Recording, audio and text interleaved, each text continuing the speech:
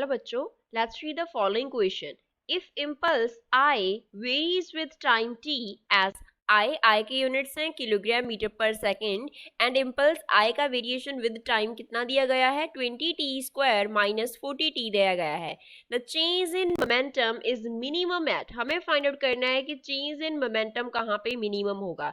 Eight time t is equals to 2 second, at time t is equals to 1 second, at time t is equals to 1 by 2 second and at time t is equals to 3 by 2 second. So इस question को solve करने से पहले हमें मालूम होना चाहिए about the key concept of the question कि इस क्वेश्चन का की कॉन्सेप्ट क्या है. तो क्वेश्चन में हमें दिया गया है, क्या दिया गया है, इम्पल्स का वेरिएशन विद टाइम.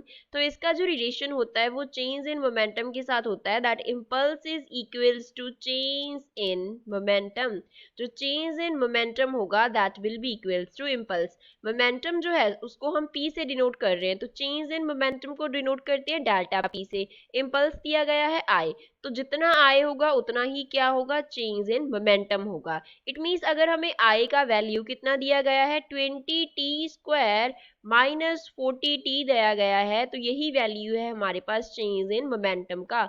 हमें क्या निकालना है, मिनिमम जो वैल्यू होगी चेंज इन मोमेंटम की, मिनिमम कहाँ पे होगी, एट व्हाट टाइम वो मिनिमम होगी, हमको वो फाइंड आउट करना है. अगर हम मिनिमम वैल्यू फाइंड आउट करनी हो, to find the minimum value, to find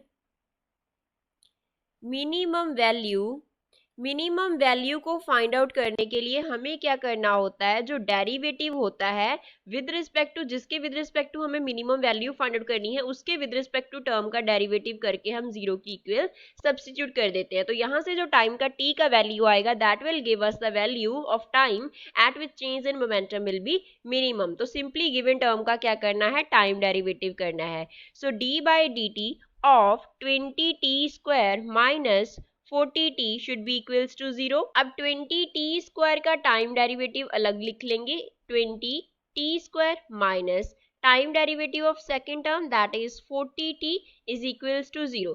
20t² का जो डेरिवेटिव होगा दैट विल बी 40t, क्योंकि 2 आगे आ जाएगा, माइनस 40t का टाइम डेरिवेटिव क्या आ गया, 40 इज इक्वल्स टू 0.